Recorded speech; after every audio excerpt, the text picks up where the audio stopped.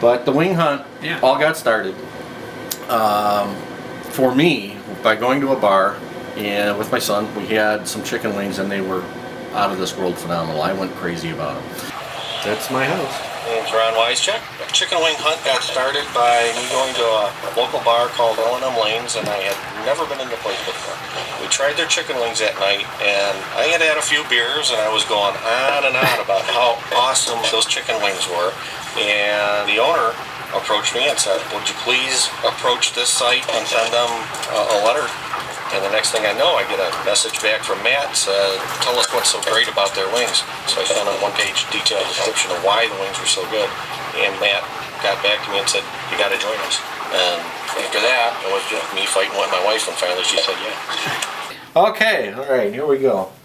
And these are actually pretty big wings. I can't fit.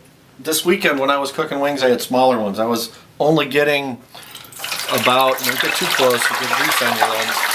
I was only getting about, I was getting about a dozen to 15 wings in there this weekend. These are a lot bigger. I can barely get 10 in there. This is, well, actually I gotta let that sit for a little bit. So Ron, tell us how. One of the big mistakes people have with making wings is they'll take them out of the deep fryer, which I just did, and then they'll put sauce on them right away. Not good. And as they cool, they'll crisp up, and then add the sauce on top of it. So you gotta let it rest for a couple of minutes, and then the sauce will go on top. And these will be sort of standard Frank's hot sauce buffalo wings, nothing real fancy. What do you call the sauce? What do you call the I sauce? call the sauce Ron's Red Death hot sauce. Ron's Red Death. On every bar, every street corner had a bar with chicken wings. Right. So the chicken wings were everywhere then, and you knew the best places to go. And everyone had good chicken wings back then. It wasn't this mass-produced in a hurry thing. Speaking of which, it's about time to sauce these. Well, what makes something a good chicken wing? Where do people go wrong? It's gotta be, well, one thing I can't do, which would be awesome, is if they were fresh. But it's very hard to get fresh wings, not frozen. Fresh? Fresh is better than what frozen. Else? Just billet item. Fresh, deep fried, not breaded. There's a key step coming up that a lot of people also miss. You'll see me take the cover off in about 2 minutes and go in there with a fork and loosen them all up, because otherwise they'll get stuck to the bottom. And that's hard to tell them when they're done. When you're deep frying stuff, it stays at the bottom of the pot until it's almost done, then it'll float to the top. How long does it generally take for your wings to get I usually set the timer for 9 minutes, but then it takes a little longer. Especially since these are bigger wings. The ones I did over the weekend, last weekend, they were skinnier, and you can see they're kind of stuck, and they're actually not just stuck to the bottom, they're stuck to each other. And you don't want that, because then they're not cooking evenly on all the sides.